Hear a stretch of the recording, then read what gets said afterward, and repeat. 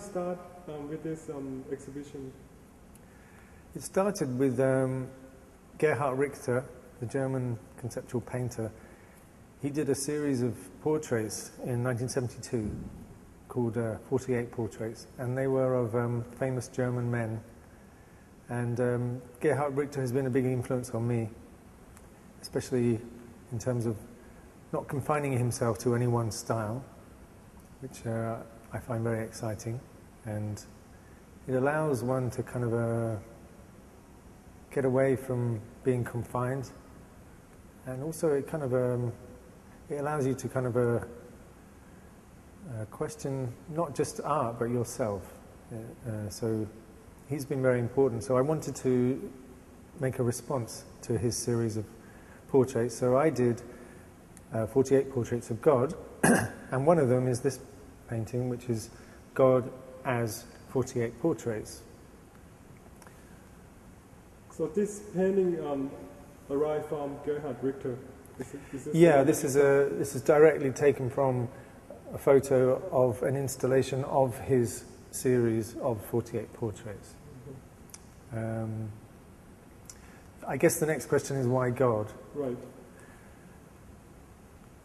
This is a very big question. Is that by, I mean, like, I've been, you know, like, when you were having your talk, I mean, you know, walking around this exhibition, was it right for me to think that, you know, God is in every one of us, and that God can be both good and bad? It could be a person, not some kind of powerful guy who's up in the sky. Exactly. Is it up for us to make that decision? Yeah, of course. I want to involve you in thinking about what is God. I'm suggesting or proposing that everything and everyone is God. This is nothing new. This is actually the core of all the great wisdom traditions and all the mystical spiritual teachings from all over the world, actually. The name God is problematic because people associate it with Christianity. I am not. I'm using this word because it's better than any other word, although I would prefer something else. Perhaps the word spirit could be used. Anyway, I've decided to use the word God, and I have to remind people that I am not dealing with Christianity. I'm dealing with spiritual things, not religious things. Yeah, when you pick up, say, the photo of the concentration camp, you know, and you say that's a portrait of God, and when you pick up the photo of the Marcel Duchamp, what went to your mind? I mean, like, how do you be able to make that selection? Is that? Yeah, this was a very long process of looking at thousands of imagery from the history of the 20th century, the history of art, all of my personal photographs that I take, photographs of my family. Everything was considered as a possible image in this series. And then the next step was to process them all through Photoshop, through these various filters, to get these outlines. And this is what I've been working with. And then I had to make a selection, and it was very difficult, actually. But yeah, the time-consuming process was gathering all these images and then kind of assimilating them and then selecting and place. Once you have the photograph, right, Justin, then how do you decide that photographs, you know, should use gold and have this brown? Is that brown paint, or what did you call it? Well, this is the rubber modified bitumen that I just mentioned, and as I said, when you spray it, it has to be sprayed because it must be fixed under the varnish. But I mixed the varnish with a thinner, so you get this kind of effect where it runs, and that's quite uncontrollable, which is great.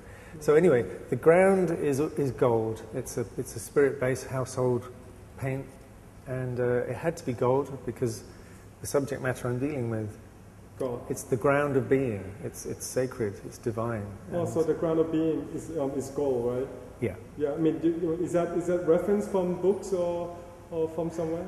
I think it's quite an obvious way to represent the divine ground. Oh, like gold Buddha, is that, I mean, well, it's not obviously as that, but... In all sacred art, gold is used to represent the divine, whether it's a gold halo or a gold Buddha. I think it's quite a common way to suggest something is sacred. Oh, that's why the painting is a little bit higher than usual. Is that part of the installation too?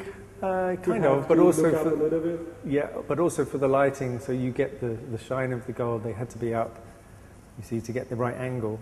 But unfortunately, there was not enough room to put them all the same height. So there are two big walls here where they've had to go one above the other. At least then you can get close up to some of them and see the texture. They've all got the same color scheme, the gold, the black or brown bitumen, and then there's the white acrylic, which in most of them is a horizontal line.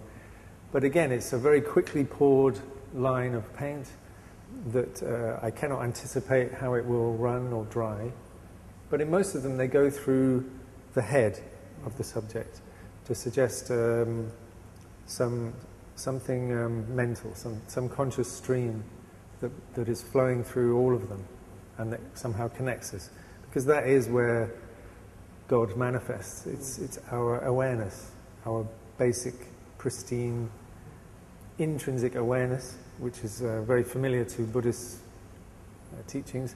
But I'm suggesting that it's what actually God is. God is not external only. It's internal, and it manifests as our pure awareness. Yeah. And this is it. This is God as a gas chamber. I think it's interesting because you wouldn't know what it was. So this is a good example of a conceptual painting, I think, where your response to it is changed quite drastically when you find out what the subject is. Without knowing what it is, it might look just like a harmless interior. White line is the last touch to put on the painting? No, it's one of the first. I mean, first is the gold ground. First is the gold ground. And then the white. And then the black bitumen. But then, with a lot of them, they were reworked, many layers. So, but that was a basic order of things. Yeah. So this is a Tibetan monk. In Dharamsala, and he's looking at these pictures that are posted up there showing the atrocities of what the Chinese authorities did to the Tibetan monks in Lhasa. You can't make out those details, but it's inferred. I think some of this painting is almost like a mystery. Is that... Yeah. Like I said, some of them are more elusive and more mysterious than others. And those are the ones that I prefer personally in this series. What ones that aren't too limited to one reading? Oh, okay. Can you see it? Yeah, I can see his hand. That's his hand. Right. That's his ear.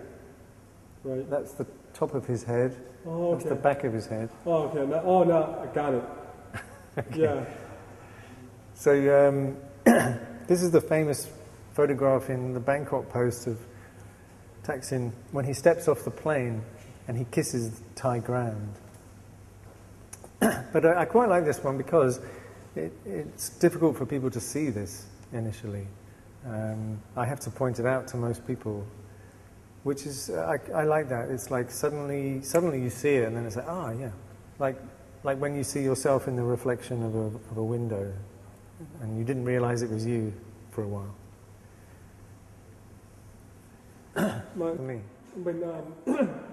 Let's just say if somebody say, doesn't accept this exhibition, like, oh God, what you're talking about, God, what are your response to that?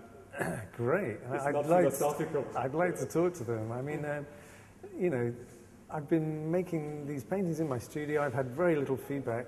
If someone comes up to me and says, these are terrible, I would be really excited to hear why, because it's often the most helpful comments are the negative ones. So I really hope people hate this show and come and tell me why.